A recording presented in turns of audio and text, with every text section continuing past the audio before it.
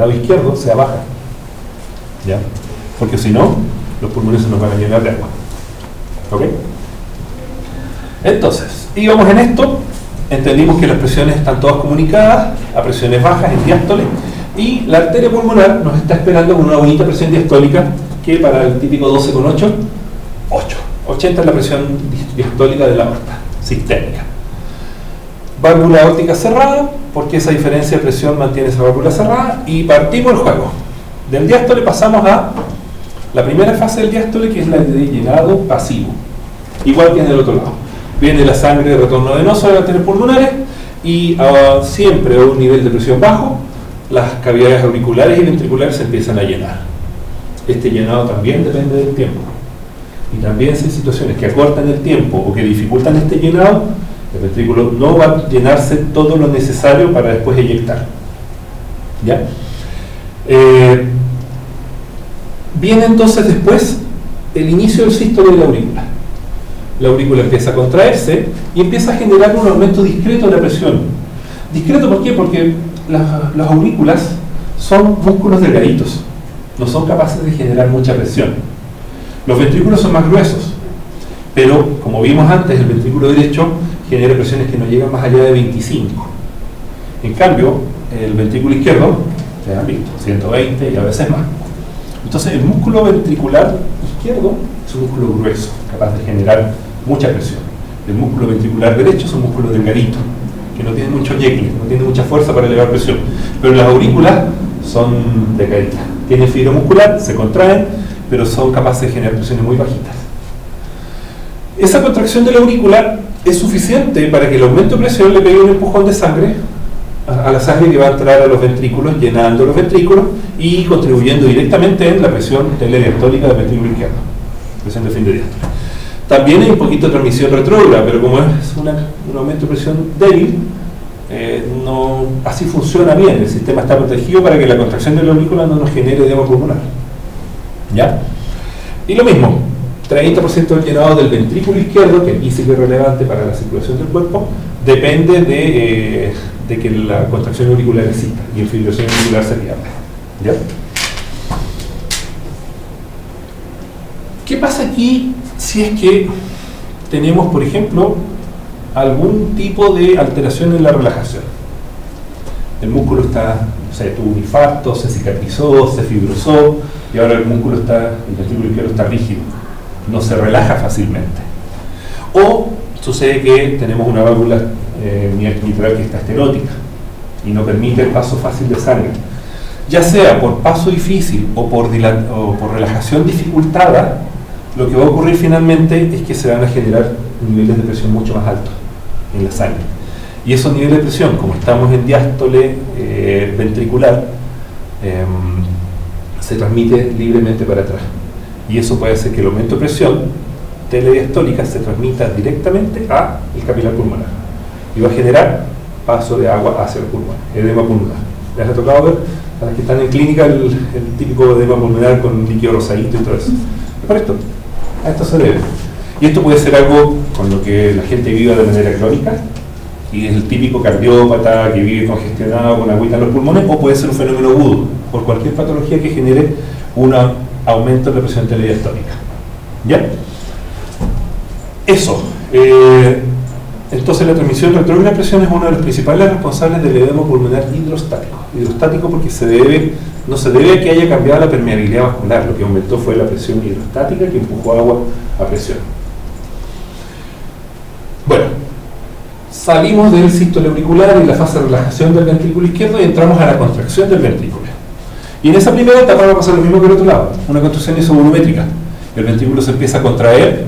¿Para qué? Para ir generando progresivamente 20, 40, 60, un aumento de presión en una cámara que está cerrada para atrás, cerrada para adelante y que no hay movimiento de sangre todavía. Esta contracción isovolumétrica es fundamental ¿para qué? Para generar la carga de presión necesaria para expulsar la sangre hacia la aorta. A esa carga de presión es a lo que le llamamos poscarga. Por lo tanto, en la contracción isovolumétrica, el ventrículo fabrica esa tensión, esa presión, esa energía que se necesita para eyectar sangre. ¿Ya? Entonces ya atisbamos algunas ideas de qué es la precarga y la poscarga. ¿Ya?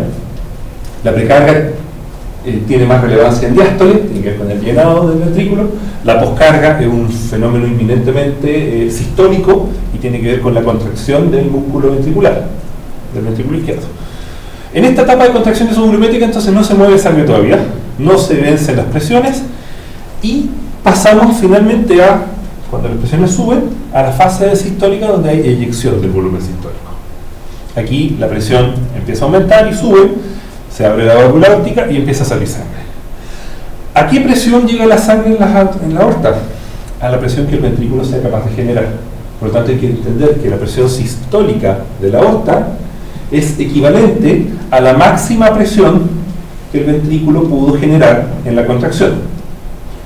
Si es que yo digo que la precarga es la energía, la tensión que el ventrículo acumuló en la fase de contracción isovolumétrica y eso me generó esta presión máxima, yo podría presumir que la presión arterial sistólica es un buen reflejo de la poscarga. O aquello que yo haga con la medición de la presión arterial. ¿Ya? Dado que no tenemos puesto una varillita de presión en el ventrículo o en la fibra muscular, en el ventrículo izquierdo, nosotros no podemos medir precarga en clínica, la estimamos. Y las estimaciones de poscarga, las estimaciones de poscarga se basan en el análisis que hacemos de la presión arterial y otras variables más que vamos a ver después. ¿Ya? Pero como concepto para que vayan creando la idea. ¿Bien hasta aquí? Tengo una duda. Es que es súper extraño, pero cuando se empieza, por ejemplo, a aumentar en la parte isovolumétrica y empieza a aumentar la presión, sí, ¿cierto? Y se aumenta la presión para que se pueda abrir la válvula para que salga la arteria. ¿Por qué no se abre la otra válvula y se devuelve la sangre? Porque hay una manera de configuración de las válvulas que yo no la dibujé. Es porque tiene cuerdas. Tiene cuerdas. Las válvulas tienen aquí, hacia acá y hacia acá, las que se llaman cuerdas tendíneas, que son verdaderos lazos que impiden que la válvula se vuelva para el otro lado. ¿Ya? Y de hecho, esas cuerdas están fijadas a músculo, que se llama músculo papilar. Los músculos papilares son la parte del ventrículo que está dedicada a pegarle el tirón y el anclaje a las válvulas justo en la fase de máxima presión, para que, como tú muy bien dices, esa presión podría fácilmente abrirse. Al otro lado hay una presión mínima, no hay ningún obstáculo. ¿Te fijas? Entonces, ¿qué es lo que impide que esto se abra? Que el músculo papilar se contrae junto con toda la contracción del ventrículo y ancla la válvula, y al anclarla impide que la válvula se dé vuelta. La válvula también tiene que estar hecha anatómicamente para que se selle, ¿ya? Estas válvulas son bicúspides, que quiere decir que tienen dos hojas, ¿ya? Son como un párpado, se abren y se cierran igual que el párpado del ojo, ¿ya? Una apertura y un cierre. Entonces es cosa de dejar bien anclado los dos segmentos y eso cierra. Hay enfermedades donde las válvulas pueden no tener un sello perfecto, o hay un pedazo que está flojo y floppy, y eso puede ser que se dé vuelta. Eso se llama prolapso mitral. Y es una de las causas para que se devuelva sangre hacia las aurículas, con todo el problema que conversamos de aumento de la presión hidrostática, aumento de presión telediastólica transmitida hacia atrás. ¿Ya? Buena pregunta. ¿Alguna otra duda? No. Ojo que cuando hay infartos y los infartos cardíacos necrosan o isquemizan el músculo papilar no cumple su función de anclaje, y eso puede ser la explicación de por qué durante la fase aguda de un infarto el paciente se comporta con una insuficiencia mitral, porque se falló el anclaje. Bueno, y termina el sístole del ventrículo, pasamos a la diástole, y en la primera fase del diástole el ventrículo empieza a relajar la vena, empieza a relajar sus presiones. Y al relajar sus presiones, baja rápidamente, y como la presión de la aorta se llevó toda la poscarga, se la llevó consigo, y esa presión no ha bajado todavía, se cierra la válvula aórtica. ¿Ya? Y ese cierre permite entonces que la cámara se vuelva a quedar aislada, sus presiones vuelvan a bajar, y aquí es fundamental la relajación, porque si el ventrículo no se relaja, no se llena, y si no se llena, no voy a tener que inyectar la próxima vez. ¿Ok? Y esto termina finalmente en la misma vuelta inicial, cuando todo el corazón está en diástole, se vuelven a abrir las cámaras y empieza el llenado. ¿Más o menos claro? Ok, aquí hay algo de lo que conversábamos. Otras situaciones que pueden llevar a un edema pulmonar hidrostático. Por ejemplo, la insuficiencia mitral.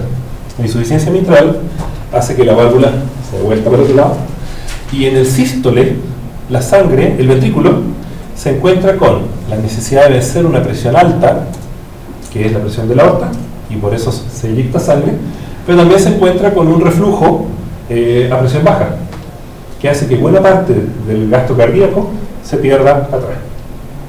Entonces una insuficiencia mitral puede generar bajo débito, porque el corazón, el ventrículo izquierdo se va a enfrentar a una paradoja. ¿A quién le entregó sangre? ¿A un territorio aórtico de alta presión o la devuelvo a un territorio venoso, ¿cómo se llama?, de baja presión? ¿Fija?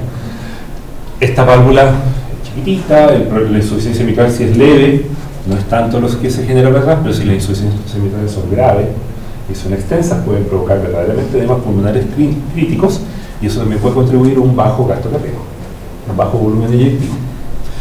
Este es el monito, sí, la fisiopatología de la enfermedad valvular es mucho más compleja, pero ya con estos monitos ustedes pueden empezar a entender un poco mejor cómo funcionan las válvulas, las cámaras cardíacas, y la idea es esta, es que entiendan con conceptos simples el problema. Si además hay una insuficiencia aórtica, que a veces pasa, los pacientes reumáticos, etc., sucede que durante el diástole, cuando uno esperaría que estas cámaras se hayan cerrado, sigue habiendo reflujo. Entonces, en la estenosis mitral, en la insuficiencia mitral, hay reflujo hacia el territorio pulmonar durante el sístole ventricular. En la insuficiencia aórtica se nos agrega reflujo durante el diástole. También el ventrículo se está relajando y sin embargo se le sigue devolviendo sangre de aquí para allá. Eso puede ser cuando hay calcificación de la... La calcificación te puede generar algo muy parecido al problema de la estenosis mitral. Ya. ¿Dónde está la estenosis? Acá. La estenosis mitral vimos que se transmitía con dificultad para atrás. Claro. Si hubiera una estenosis aórtica, Sí. pero la válvula mitral está buena, no se va a devolver. Ya, claro. Para que va a una generar estenosis eso. aórtica te genere edema, necesitas que además Hay una falla en la... haya una insuficiencia mitral. mitral. Ahí no necesitas estenosis, la necesitas insuficiencia. Ya. La estenosis mitral vale para la contracción de la aurícula, en el sístole auricular, porque impide el paso de sangre de aquí hacia acá. Ya. En cambio, la estenosis aórtica lo que va a generar, en el fondo, son presiones sistólicas más altas, y puede, al generar presión sistólica más alta, te puede llevar a que el ventrículo se vaya dilatando, vaya perdiendo fuerza. Así como cualquier músculo, si tú lo fuerzas, a la larga se va a terminar elongando. Y en esa etapa, al elongarse, existe una cosa que es el anillo mitral, que es donde está anclado todo el borde de la válvula mitral. Si el ventrículo se dilata, el anillo se dilata. O sea, va a Y generar... al dilatarse el anillo, la válvula, por más bien hecha que esté, por más que tenga sus cuerdas tendinias, va a terminar colapsando. O sea, como secundario igual con una estenosis mitral, o sea, aórtica a la larga, puede llevarte fácilmente a una dilatación del anillo mitral, a una insuficiencia mitral y a edema ¿cómo se llama? Retrógrado. ¿Ya? Uno juega con estos números y puede empezar a entender, sin conocer tanto detalle la fisiopatología de la enfermedad, puede entender mejor cuando te dicen, cuando el cardiólogo te da el informe del ecocardio, te dice, mira, estenosis aórtica, estenosis mitral, insuficiencia aórtica, las copio porque es información nomás. Esto les puede permitir un poco mejor entender qué diablos le está pasando y por qué es importante un ecocardiograma. A veces uno subvalora el valor del ecocardiograma y se confina a ¿qué? A la fracción de eyección, que es como lo que todos queremos saber del ecocardio. Pero fíjense que el ecocardio les puede decir qué pasa con las válvulas y ustedes van a entender todo este problema retrógrado. También les va a hablar de cómo se está relajando el corazón, y la relajación ya saben ustedes ahora que es importante para la función diastólica. Entonces después de esto seguramente van a ir a ver los ecocardiogramas con una mirada un poquito más de más rendimiento para ustedes, entendiendo que el ecocardiograma tiene un uso médico, pero ustedes como enfermeras perfectamente pueden entender mucho mejor lo que pasa con la fisiopatología hemodinámica. No, es que mientras hablaba de eso yo me estaba acordando de la GFA, que el hecho de no hacer estas contracciones hay un éxtasis de la sangre y Claro. se forman coágulos. Exactamente. Entonces, esos coágulos después al final pasan igual a las cámaras ventriculares. Esos coágulos se quedan pegados a la pared de la aurícula. Sí, ¿Ya? claro. En una zona de la aurícula, aquí uno podría dibujarle un cachito acá, como una lengüita adicional, que se llama orejuela. La orejuela es como ¿han visto cuando hay estos riachuelitos que van por las cunetas? Y de repente falta un ladrillo y se forma un remolino. Y ahí se juntan los palitos, se juntan las ramitas. Como un divertículo en el Es como un divertículo de la aurícula, exactamente. En esa zona es donde la sangre se pone más remolona. Y ahí hace estasia, se mueve, se da vuelta sobre sí mismo, se estanca. Y es en la orejuela donde ocurre la primera predisposición a formar coágulos auriculares en presencia de fibrilación auricular. Esa orejuela pasa a ser además una bolsa inerte, porque como no hay contracción auricular, es un espacio amplio y ahí se forman coagulitos. Si de repente a alguien se le ocurre muy brillantemente cardiovertir esa fibrilación auricular y llevarlo a ritmo sinusal, ¿qué va a pasar con esa orejuela? Va a contraerlo. Va a fragmentar ese bonito coágulo que vivía ahí, lo va a destrozar en 1000 pedacitos y lo va a regalar generosamente a la circulación sistémica. Por tanto, no se cardiovierten a ritmo sinusal pacientes en los que yo no sé si tienen o no tienen coágulo en la orejuela. Y si tiene compromiso hemodinámico, que o sea, en el fondo es como una indicación. Salvataje. Sí, salvataje. Bueno, Y salvataje, que- vivo con accidente vascular, pero está vivo. Pero le late el corazón. Ojalá no lleguemos a eso. Ya. Y ojalá que antes que eso hayamos hecho un esfuerzo suficiente para entender si el paciente tenía o no tenía coágulos. Y si creemos que los tenía o confirmamos que los tenía, tener el paciente ya debidamente anticoagulado. ¿Cuánto tiempo se necesita para someter con anticoagulación a un paciente y tener la seguridad de que los coágulos ya están disueltos para hacer una cardioversión? Por lo menos 3 semanas. Sí. ¿Cuánto tiempo necesito para que se formen coágulos con una aurícula que está en fibrilación? 48 horas. Por tanto, si me llega un paciente de urgencia que tiene antecedentes de una fibrilación auricular que podría llevar más de 48 horas, debo presumir que tiene coágulo. Y mi objetivo no es la cardioversión a ritmo sinusal, solamente el control de frecuencia. ¿Y para qué control de frecuencia? Porque ya sabemos que el llenado ventricular corto por taquicardia afecta e impacta negativamente. Por eso los pacientes NFA, RAP, de alta respuesta ventricular, tienen falla bomba, pero no tienen tiempo para llenarse. No, yo no estoy, un paciente NFA no tiene ningún problema sistólico nuevo, no tiene una falla sistólica, su músculo tiene toda la opción de contraerse como siempre. De hecho, está reaccionando en taquicardia como un mecanismo compensatorio de lo que está pasando. ¿Cuál es el problema? Que toda esa taquicardia se está comiendo tiempo diastólico, el ventrículo no se está llenando, entonces esa bonita contracción del sístole ventricular está escupiendo así un chorrito de sangre porque no hay un tiempo llenado. Entonces el objetivo para sacar a un paciente de fibrilación auricular de alta respuesta ventricular de su falla bomba es el control de frecuencia. Si el control de frecuencia lo puedo lograr con fármacos, es con eso que lo hago. Si el paciente cae en una fibrilación auricular con shock, con compromiso hemodinámico y se me está muriendo, ¿sí?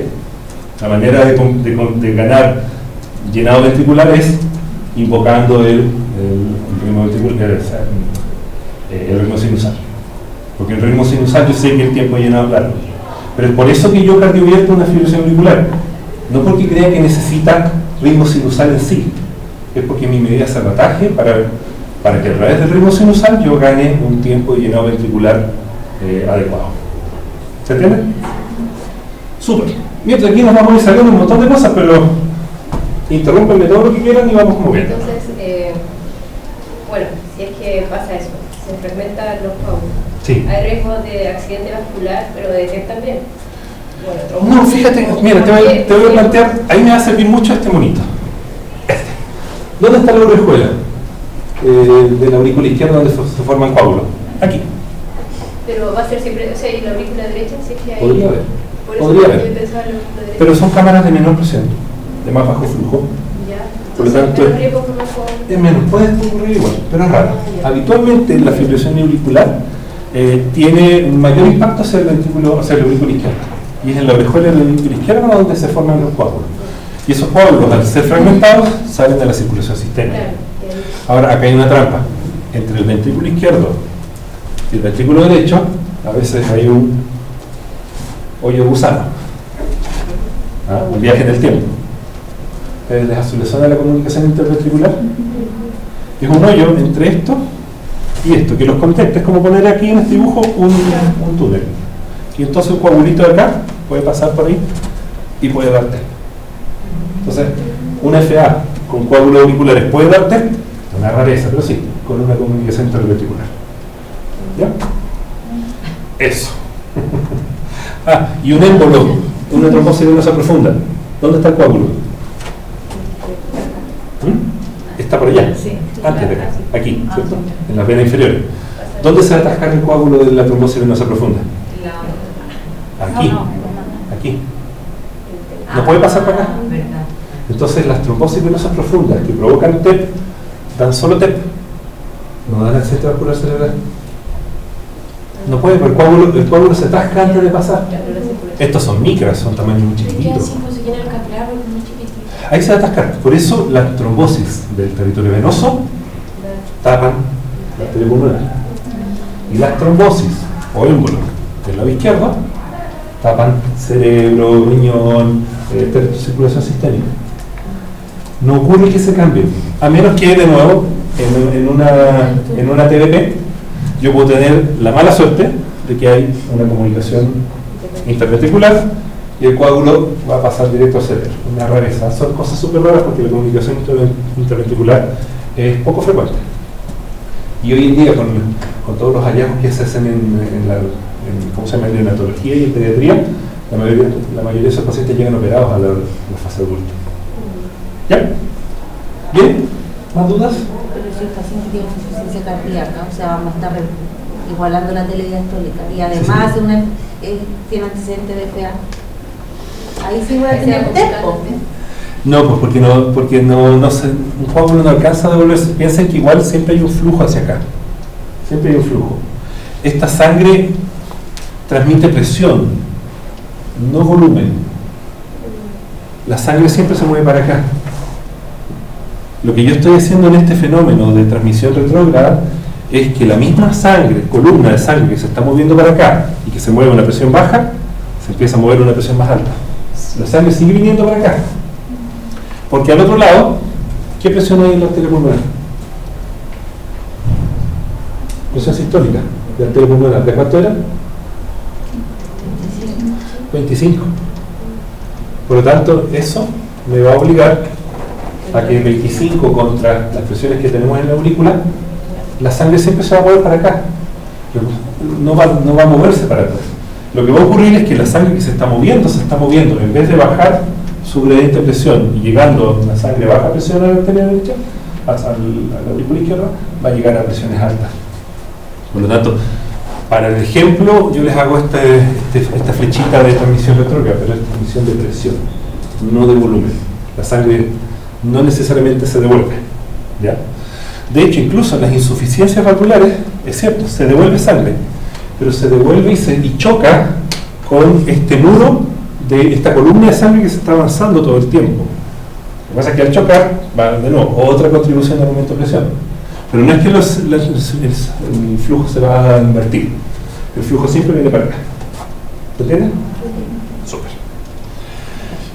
Entonces, terminamos aquí, llegamos al diástole y vamos a entender un poquito del concepto de contracción muscular. ¿Cómo va?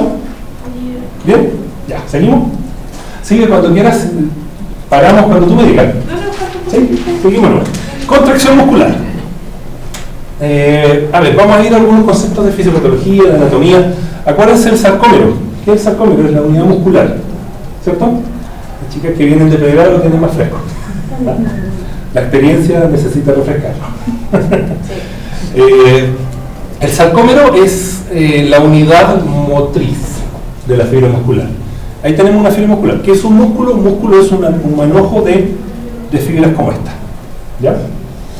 Esta fibra, no me refiero con esta fibra a la que cuando uno come carne mechada y salen las hilachitas. No. Las hilachitas de la carne mechada son miles de estas juntas. ¿Ya? Esto en realidad es una mirada microscópica. ¿Ya? Es la fibra muscular que al haber una tras otra hacen el grueso del músculo. ¿Ya? Este sarcómero, si uno lo va a ver al microscopio electrónico, se va a encontrar con que está constituido por una zona central y estas barreras de acá, que son estos como tridentes, estos tenedores, que se mueven, son tenedores móviles. ¿Ok? Esos tenedores móviles son movidos desde este motor central. ¿Ya? Si uno lo quiere ver de cierta manera. ¿Cómo se llama este motor central? Miosina, no una proteína. ¿Y cómo se llaman estos? Aquí están las troponinas, las actinas y todo eso. Este jueguito lo vamos a ver ahora. ¿Qué es lo que funciona aquí? ¿Qué es lo que pasa? La contracción ocurre porque esto que se asoma, esos cachitos que se asoman, son como bracitos. La miosina es como un tubo lleno de brazos. Y todos los brazos van a agarrar el tenedor y le van a pegar el tirón. Después viene otro brazo y le pega un tirón. Otro brazo y le pega otro tirón. La suma de todos los bracitos que agarran y flectan es lo que genera el movimiento muscular. ¿Ya? ¿Y qué se necesita para que ocurra esto?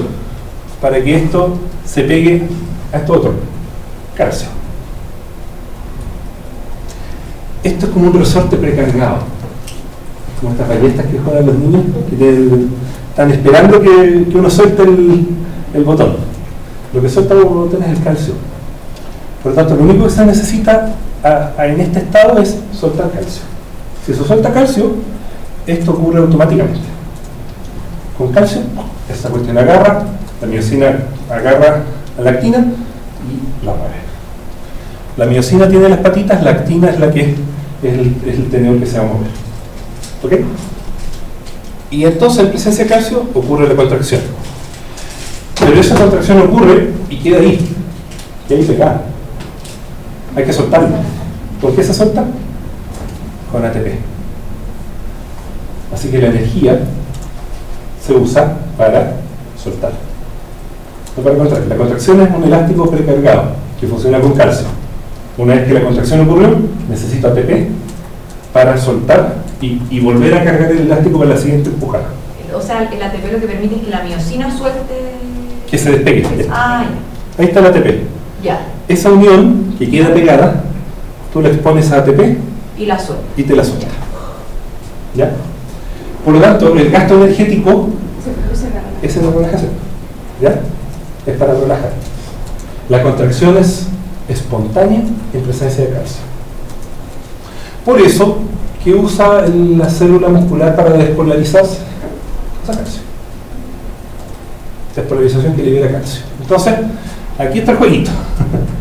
Despolarización del miocito. El axón libera la acetilcolina que activa los receptores, viene el potencial de despolarización, lo típico que uno se acordaba de las células, y eso genera básicamente que el retículo sarcoplasmático, que son las bolsitas donde está guardado y escondido el calcio, listo para soltarse, ¡chum!, se suelte. La despolarización suelta esto y el calcio aparece en contacto con el citoplasma.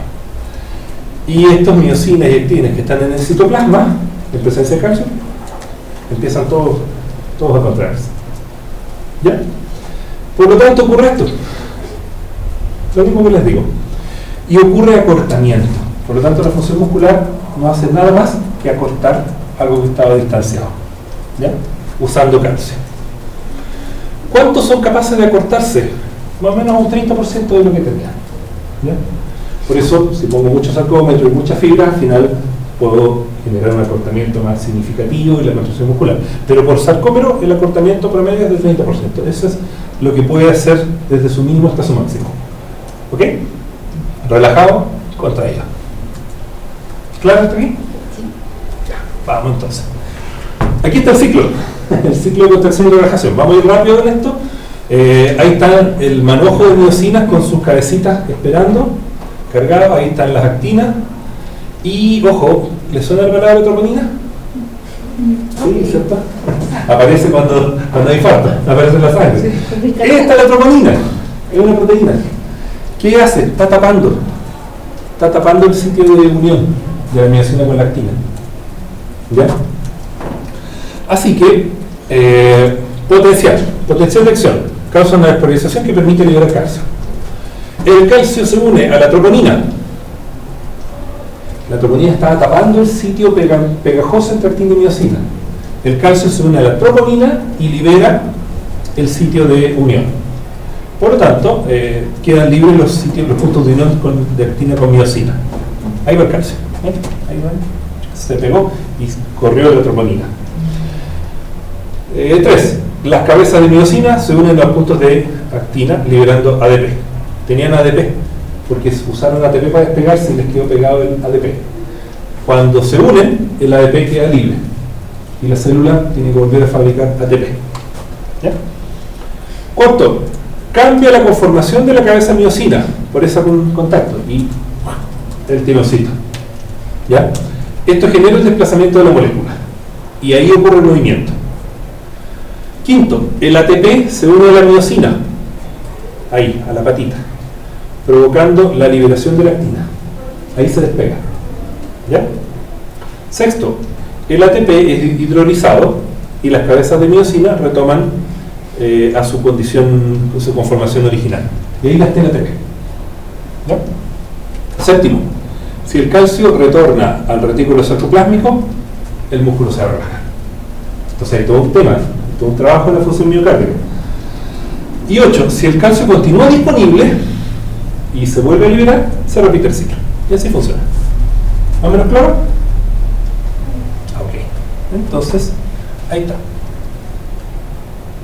Así funciona. ¿Está bonito? Mira. Vamos a moverlo. El ATP despega la miosina de la actina. Y ahí se hidroliza. Queda listo para una nueva unión. Se libera calcio, que aquí no aparece, y después se vuelve a gastar. Entonces la contracción es automática en presencia de calcio, y lo que gasta energía es la liberación de la unión. Bueno, volvemos a este concepto de función sistólica y función diastólica. ¿Ya? Esta es la misma diapositiva, pero ahora la pueden entender un poquito mejor, ¿o no? Se entiende un poco más, tiene más sentido, porque son dos funciones importantes.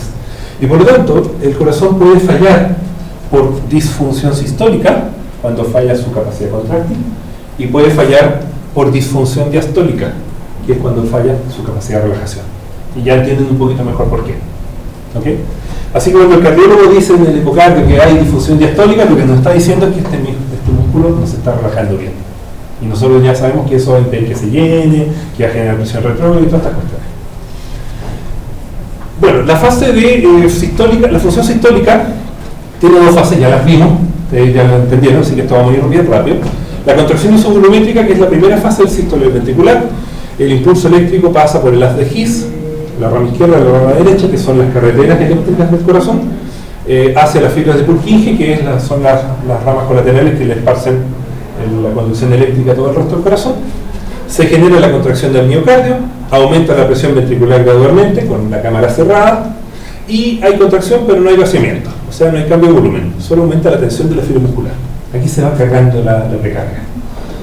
Y la eyección, que es la segunda parte del sístole, se inicia cuando la presión intraventricular supera la presión de la arteria que le corresponda, la aorta o pulmonar. 80 en la aorta, 8 a 10 en la pulmonar. Se abren las válvulas sigmoides, que son la pulmonar o la aórtica, eyectando la sangre de los ventrículos, y hay una primera fase que se llama expulsión rápida. Ojo, cuando el corazón se está contrayendo y venía con toda esta energía, en el primer tercio del tiempo ya sacó el 70% del volumen. Por lo tanto, sale un chorro súper fuerte en poquito tiempo. Y después viene la expulsión lenta. Los 2 tercios restantes de tiempo, donde la presión empieza, el ventrículo termina de contraerse, son responsables solo del 30% del volumen. Así que la mayor parte del volumen se eyecta rápidamente al inicio. ¿Ya? La diástole y la función ventricular del diástole tiene 4 fases, también las vimos ya. Una es la relajación isovolumétrica, ¿cierto? Que en la primera parte del diástole ocurre la remoción del calcio de los miocitos del retículo sarcoplásmico, hay que devolverlo y guardarlo. Termina el ciclo de unión de actina con miosina, ahí hay ATP de por medio, y la alteración de esta fase va a producir disfunción diastólica. Si esto no se relaja, el diástole va a fallar. ¿Ya? Por ejemplo, cuando hay una inactivación, una relajación que es demasiado lenta o que es incompleta, como ocurre en la isquemia. ¿En la isquemia hay ATP o no? No, porque no hay oxígeno. Si no hay oxígeno no hay ATP. Y por eso la isquemia provoca disfunción diastólica. Provoca una alteración de la relajación. Y eso es uno de los primeros efectos a través de los cuales la isquemia echa a perder la función miocárdica. Uno creería que es por la parte como sistólica, que no tiene fuerza, pero esto es de lo más relevante. ¿Ya? Segunda fase, llenado rápido. La vimos también. Ocurre a continuación de la relajación isovolumétrica, representa el 70% del llenado ventricular, es antes del sístole auricular que le pega el empujoncito final. Esto es pasivo. El flujo de sangre se determina por gradiente de presión entre el aurícula y el ventrículo y tiene que ver con las resistencias de la válvula y todo eso, por eso es importante la enfermedad valvular. La alteración de estas gradientes de presión o de la resistencia valvular puede alterar el llenado del ventrículo. También lo vimos ya. Después viene una fase que se llama diástasis. Diástasis, eso es raro, eso no lo habíamos visto. Lo que buscamos es que a medida que el ventrículo se llena, la presión del ventrículo aumenta y se iguala a la presión de la aurícula. ¿Cierto? Al desaparecer el gradiente de presión entre la aurícula y el ventrículo, no hay más flujo de sangre. Deja de pasar sangre de la aurícula al ventrículo. Si el ventrículo no se vació adecuadamente en el sístole, enfrentará un diástole con un mayor volumen residual. ¿Cierto? Por lo tanto, la diástasis va a ocurrir antes. ¿Ya? La diástasis es el final del paso de sangre desde la aurícula al ventrículo por este llenado pasivo. Y si el ventrículo ya estaba llenito antes de empezar a llenarse, le va a entrar poquita sangre desde la aurícula. La gradiente auriculoventricular se va a acabar pronto. Y voy a tener un menor rendimiento en el llenado. Y la válvula auriculoventricular se va a cerrar antes. Por lo tanto, va a tener una menor expulsión. Una menor expulsión. Así funciona la difusión diastólica. Por eso el diástole es tan importante. Y viene la fase sístole auricular, que ya la entendieron, que es donde aumenta la presión de la aurícula. Le pegamos un nuevo empujoncito a la gradiente de presión auriculoventricular y la pérdida del sístole auricular puede reducir entre un 15 y un 30%, lo hemos visto ya, el volumen del llenado ventricular.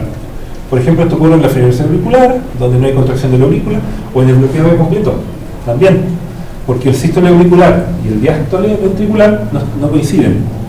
En el bloqueo B completo, la aurícula se contrae a su tiempo, el ventrículo lo hace también a su tiempo, y las relajaciones, la contracción de la aurícula y la relajación del ventrículo no ocurren al mismo tiempo.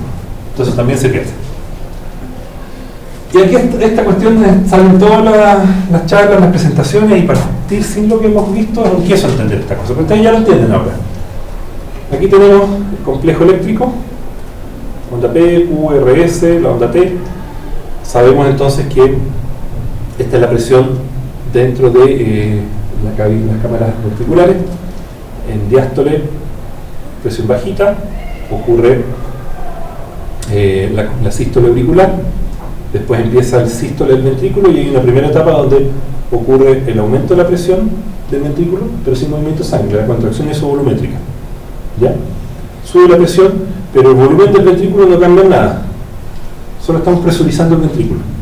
Después pasamos a la fase de eyección, se abre la válvula, ¿cómo se llama? Sigmoidea, y el ventrículo eyecta su volumen, la presión sigue subiendo pero llega hasta su pic máximo, que es lo que se transfiere a la presión aórtica, que es esta que va acá. Y después termina la contracción ventricular, empieza a bajar la presión porque el ventrículo está empezando a quedar vacío. Y se acaba la contracción, y viene la fase de relajación isovolumétrica, donde lo único que ocurre es el ventrículo no se vacía más, tampoco se llena todavía, la cámara está cerrada y se empieza a relajar. ¿Ya? Y después viene la fase de llenado rápido, que es esta acá, donde el ventrículo, dijimos que era como el 60-70% de la sangre que pasa de las aurículas al ventrículo, hasta que ocurre la diástasis, que era donde la presión entre aurícula y ventrículo para el llenado se acaba y ya no entra más. Aquí las presiones dentro del ventrículo no cambian mucho, solamente que se acabó la gradiente entre la aurícula y el ventrículo. Después viene el sístole auricular de nuevo, con un nuevo se genera presión, el empujoncito final de llenado, y después viene el ciclo completo. ¿Te entiende ahora? Tengo una duda, Sí. pero es con interpretación. Sé que arriba son las presiones y en el azul son el volumen de las cavidades. Exacto. ¿Por qué hay en la presión Después de que hay el pic de presión arriba, Aquí. baja la presión y se Sí. mantiene en cero, ¿cierto? O la presión diastólica del ventrículo. Ah, o sea, igual Presión diastólica del porque ventrículo. el volumen ahí empieza a llenarse y a subir el volumen. Claro, claro. Esto no es 0,0. Ah. Debería ser un poco más. O sea, ¿Ya? es cuando La empieza presión- a llenarse, como esa presión se va Exacto. quedando. Siempre un remanente de presión ahí. Ah, ¿Mm? ya, perfecto. Pero si tú te fijas, aquí está en negrita la presión del ventrículo, de la aurícula. Claro, Y la presión de la aurícula siempre es un pichito más alto que la del ventrículo para que haya un gradiente. un gradiente ya. ¿Ya? Eso. Ay. ¿Dámoslo claro? Ok. ¿Qué determina la función sistólica? ¿Qué hace que funcione bien o que funcione mal? Los determinantes. La función sistólica depende de la precarga, la poscarga, el inotropismo y la frecuencia cardíaca. Aquí ya estamos en lo típico que se habla de función sistólica. ¿Tienen claro todos estos conceptos? ¿Sí? Démosle una vuelta cortita. ¿Qué es la precarga? La precarga es la tensión del músculo cardíaco al final del diástole. A ver, aclaremos bien. Diástole. Diástole es la fase donde el ventrículo se está llenando, ¿cierto? Si yo lleno el ventrículo, lo que va a pasar con la fibra muscular es que los dientes del tenedor se van a ir distanciando. Estoy cargando mi elástico. Estoy cargando la energía. Mientras más logre separar los tenedores, mayor va a ser el porcentaje de acortamiento que voy a lograr cuando ocurra la contracción. Por lo tanto, lo que estoy haciendo con el llenado es precargando la energía de mi elástico. Estoy cargando el elástico para cuando lo vaya a contraer. ¿Se entiende? Entonces, la precarga es eso, es la tensión del músculo cardíaco, porque en el músculo acumula energía. Yo les dije que la medimos en la presión y el volumen, pero donde está esa energía realmente es en el músculo, en la fibra muscular. Para eso me sirve. Y es al nivel de máximo llenado, ese es el punto de máxima precarga. Por lo tanto, la precarga es un concepto que se asocia al final del diástole, al final del llenado. La máxima precarga es el máximo llenado que alcance. ¿Ok? Justo antes de la contracción. La precarga tiene una relación lineal entre la longitud del sarcómero y la fuerza miocárdica. ¿Ya? Mientras más se elongue el sarcómero, más va a ser la fuerza contráctil que voy a tener. ¿Ya? Son los mismos puentes, las mismas cabezas de miocina, pero el trayecto del empujoncito es más largo y por lo tanto tengo una mayor fuerza. ¿Ok? Recuerden entonces que el concepto de la precarga es como estirar un resorte, ¿ya? Y tenerlo listo para. ¿Ven aquí? ¿Dudas con la precarga? La precarga la estudió los dos tipos, Franklin y Starling, a comienzos del siglo XX, y crearon una relación donde se dieron cuenta que mientras más elongado esté el sarcómero, mayor es la fuerza que tiene el miocardio cuando se vaya a contraer. Esto es medido antes de contraerse, en base a la elongación previa, y cómo termina contrayéndose cuando lo hace. Más elongación, más fuerza. Y lo que yo en la clínica, en el trabajo clínico, puedo hacer es asimilar la longitud del sarcómero a el volumen de sangre con que llena el ventrículo, ¿cierto? Y si estoy en una fase más simple, a la presión telediastólica, que es igual a la PVC, y por eso es que PVC es un buen estimador de precarga. Está por ahí, pero lo es. Pero el volumen de sangre al final del diástole es lo que se relaciona a cuán elongado está el sarcómero. Y la función miocárdica la podemos medir a través del objetivo de la contracción, que es generar un volumen sistólico y un impacto cardíaco. Por lo tanto, se mueven de la misma manera. Entonces, yo con esto puedo decir que mientras más lleno el ventrículo, mejor es el gasto cardíaco. ¿Bien? Y esa relación es lineal hasta cierto punto. Porque llega una etapa en que por más que yo elongue más el sarcómero, no voy a lograr sacarle más provecho. Y eso tiene que ver con que hay una fase de aumento de la contractilidad de la fibra muscular dependiente de una elongación del sarcómero. Si yo después sobrepaso esa fase y empiezo a elongar el sarcómero demasiado, ¿por qué creen que cae? ¿A quién se le ocurre? ¿Fatiga? ¿Se puede fatigar? No, no es fatiga porque esto no se cansa, esto funciona con calcio y ATP. Ya. Se acaba la... ¿Cuántas cabezas de miocina mantienen contacto útil con actina? Cada vez menos. Estoy elongando tanto que ya estoy separando las cabecitas del tenedor. Ya casi no hay donde agarrarse. Entonces no puedo decir que la elongación del sarcómero es una función eterna. Si lo empiezo a elongar más allá de su capacidad de rendimiento, esto se empieza a perder. ¿Ya? ¿Como que se ve en zona elástico, una cosa así? Más o menos, se me pasa más allá. Entonces, la relación de Frank-Starling funciona en base a estas etapas, a esta fase de la contracción del sarcómero. Si nos pasamos a esta, ya perdemos. ¿Ya?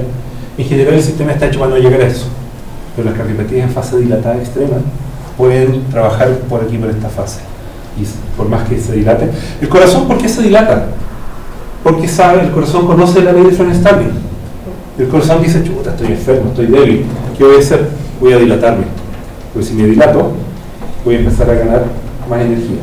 Entonces una compensación natural de la insuficiencia cardíaca crónica es la dilatación de las cavidades miocárdica. El corazón es inteligente, sabe echarle mano a lo que le queda, ¿ya?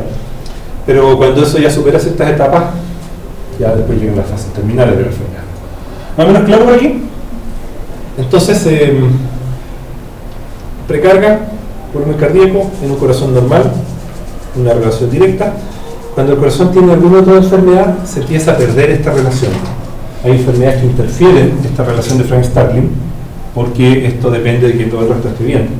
La precarga va a funcionar así si tenemos un corazón viable, un miocardio bueno y no hay otros factores que estén metidos de por medio, pero en insuficiencia cardíaca, por distintos mecanismos, esos factores se empiezan a perder, y entonces a una misma precarga, o sea, un mismo volumen de llenado, un corazón normal va a tener mejor volumen eyectivo que un corazón enfermo. ¿Se entiende? La precarga entonces va a estar determinada por el volumen de fin de diástole, llenado, la presión de fin de diástole, y esa relación tiene que ver con lo complaciente que sean las cavidades para esto, y con el grosor de la pared ventricular.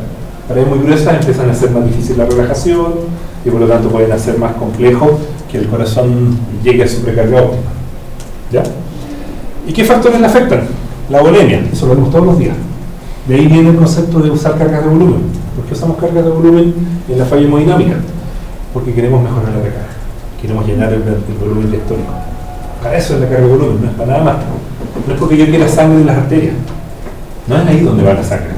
Una carga de volumen va dirigida al volumen telediastólico del ventrículo. ¿Ya? La posición del cuerpo, de pie, acostado, todas estas cosas influyen porque tienen que ver por dónde está el retorno venoso, de dónde se queda estancada la sangre. La presión intratorácica.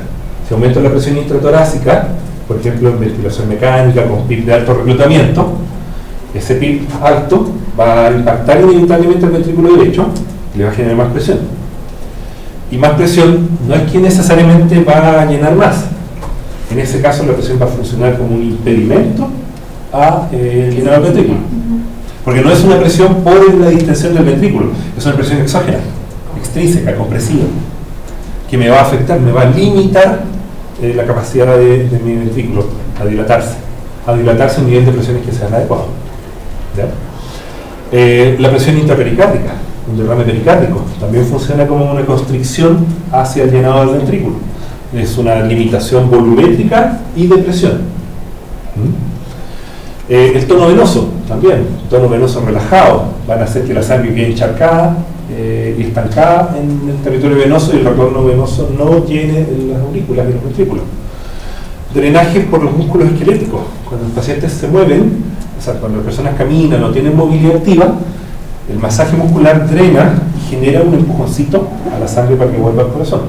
Los pacientes que tenemos en relajación muscular, en prono o en mecanismos que están inmóviles, se acaba el drenaje por músculo esquelético y eso dificulta el retorno venoso, afecta la precarga, y por eso un paciente a veces en bloqueo neuromuscular se hipotensa, porque se queda todo su territorio vascular atrapado en el territorio venoso y disminuye el retorno venoso. Son cosas que uno de repente dice, no, eso debe ser una hipotensión farmacológica. Sí, pero el retorno venoso, o sea, la relajación muscular te va a provocar esto, una disminución de la precarga. Son cosas que uno de repente tiene que tener presente a la hora de ser agresivo con las estrategias ventilatorias y dale con el PIB, dale con el bloqueo muscular, ok, pero eso tiene un costo. El cuerpo te lo va a cobrar recarga. ¿Ok? Es bueno verlo, porque uno no lo piensa. Uno de repente le mete más. Y cuando está un fire en la UCI, métele más, crónalo, bloquealo, métele de todo. Y se te hipotensa. Sí, es que está grave, está hipotensa. Considera, analiza todos estos factores, porque a través de esto pueden haber cosas que tú puedes hacer. Programar al paciente que tiene derrame pericárdico, que está con PIB alto, que está hipovolémico, que está en una posición inadecuada, chuta, de repente tienes que empezar a hacer pequeños cambios que te ayuden a que las cosas se corrijan. ¿Quién la poscarga? ¿Vamos bien? Sí, vamos bien. Sí. ¿Usted me dice cuándo lo pueden? No hay problema. Ustedes me dicen si quieren que paguemos. Yo voy a estar a merced de ustedes. Bien dicho. ¿Ah? Terminamos la poscarga, me parece, y ahí Tenemos poscarga, fertilidad, estos conceptos muy dinámicos. Ya. ¿Qué diablos es la poscarga? La poscarga es la tensión del músculo cardíaco, de nuevo la tensión, pero durante la eyección ventricular, al final de la sístole. ¿Ya? Tiene que ver con el músculo contraído. Toda esa energía que guardamos ahora genera presión, y esta genera una tensión en la pared. ¿Se acuerdan que en la contracción isovolumétrica fuimos cargando de presión el ventrículo? Y eso se debe a la contracción. Y esa carga genera movimiento cuando se logran abrir las válvulas. Bueno, el estrés impuesto a la pared del ventrículo derecho durante el sístole es lo que va a determinar la poscarga. ¿Ya? Y como la eyección se debe hacer contra la resistencia que genera el territorio vascular, ¿cierto? Entonces la resistencia arterial a la eyección es otra manera de estimar la precarga. Y es lo que usamos habitualmente para estimar la precarga. Cuando tenemos monitoreo hemodinámico y medimos la resistencia vascular, lo que estamos midiendo es la oposición que le está poniendo el sistema circulatorio a esta tensión, a esta energía que está en el ventrículo, y que el ventrículo la venció, por eso la sangre salió y se movió. Entonces usamos la resistencia como un estimador de esta tensión, de esta poscarga que el ventrículo le generó a la sangre para lograr su eyección. Tienen que recordarlo como algo parecido a exprimir un limón. Es la fuerza que yo tengo que hacer para lograr exprimirlo. ¿Ok? La poscarga se rige por otra ley física, que es la ley de Laplace. ¿Ya? Y esto también es importante para entender cómo funciona. Laplace dice que la tensión de una estructura, de una superficie, en este caso una cavidad cilíndrica, es una relación directa entre la presión que hay dentro de la cavidad, el radio de la cavidad, y eso dividido por el grosor de la pared. Entonces, ¿cómo sube la poscarga? ¿Cómo logro mejorar la poscarga para generar en el fondo este impacto sobre la función mecánica? Con más presión. Bueno, y eso lo sabemos. El ventrículo es un generador de presión. Sube la poscarga. El radio. Bueno, a veces el mejor llene del ventrículo puede generar también impactar sobre la poscarga. Ventrículos muy chiquititos que no se llenan no van a generar muy buena poscarga. Y el grosor. Entonces, ahí hay un pequeño problema. Y es que cuando el grosor de la pared empieza a aumentar y los músculos empiezan a hacerse hipertróficos, eso empieza a disminuir la presión de la pared. Y esa es parte de la patología que tiene la miocardiopatía hipertrófica. ¿Ya? Bueno, poscarga está determinado finalmente por la presión ventricular sistólica, ¿ya? El diámetro del ventrículo y el grosor de la pared ventricular. ¿Qué la afecta? El tracto de salida del ventrículo izquierdo. ¿Se acuerdan ese tubito por el que sale? Si ese tracto de salida es muy estrecho, va a generar un obstáculo a la salida de sangre. Y eso hay pacientes que lo tienen de manera constitucional, y los pacientes que están hipovolémicos, al tener menor distensión del ventrículo, estar más colapsados, también el tracto de salida es más estrecho. Por lo tanto, la hipovolemia puede ser un fenómeno dinámico que genere esto. La resistencia vascular aórtica, ¿ya? Si hay más resistencia, hay una oposición mayor a la salida de sangre, y eso también va a afectar a la poscarga. La distensibilidad de las arterias, si las arterias están complacientes o si están rígidas, también afecta. La resistencia vascular de todo el territorio sistémico, no solo de la aorta. La volemia, porque es el contenido que está dentro de esto. Y la presión arterial sistémica medida como presión arterial no invasiva o invasiva. Porque la resistencia es un concepto de la posición al flujo. La presión es la presión que se está generando dentro de las arterias en el movimiento sacro. Y el inotropismo, que es la contractilidad cardíaca, es una propiedad intrínseca de la célula cardíaca. Ya revisamos en qué se basa. Define la cantidad de trabajo que el corazón puede realizar durante una carga específica. Y se basa en el mecanismo que ya revisamos: despolarización, calcio, unión calcio-troponina, se desplaza la tropomiosina del sitio que tapaba la actina y está el puente cruzado. ¿Qué lo determina? La disponibilidad de calcio intracelular. Ese es uno de los principales determinantes del inotropismo. La afinidad de troponina por el calcio. Pueden haber alteraciones que afecten la afinidad. De ellas vieron una, la isquemia. La dificultad de calcio, la mala despolarización, etc. Y el número de puentes de actividad de miosina que se pueden generar. ¿Qué lo afectan? Los agentes inótropos positivos y los inótropos negativos. Afectan a favor o en contra. La estimulación simpática, el control automático que tiene el cuerpo, también afecta al inotropismo. La precarga, vimos, por la distensión. La integridad de las fibras miocárdicas. Si tenemos músculo dañado, se pierde contractilidad. La distensibilidad miocárdica. Si el músculo está rígido, por más que yo quiera elongar el elástico, sucede que el músculo está fibrosado, no se va a elongar. Y la integridad valvular, por todo lo que vimos en problemas valvulares. La frecuencia cardíaca, ¿cómo determina el gasto cardíaco? Súper simple. El gasto cardíaco es el volumen que se inyecta multiplicado por la cantidad de veces que lo hago, que es la frecuencia cardíaca. Más frecuencia cardíaca, más gasto cardíaco. ¿Ya? Independiente del volumen inyectivo. Claro que dijimos que si la frecuencia cardíaca es muy alta y eso afecta el llenado ventricular, etcétera, voy a ganar frecuencia, pero voy a perder llenado. Pero si no pierdo eso, aumentar la frecuencia cardíaca es la manera más rápida que tiene el cuerpo humano para aumentar el gasto cardíaco.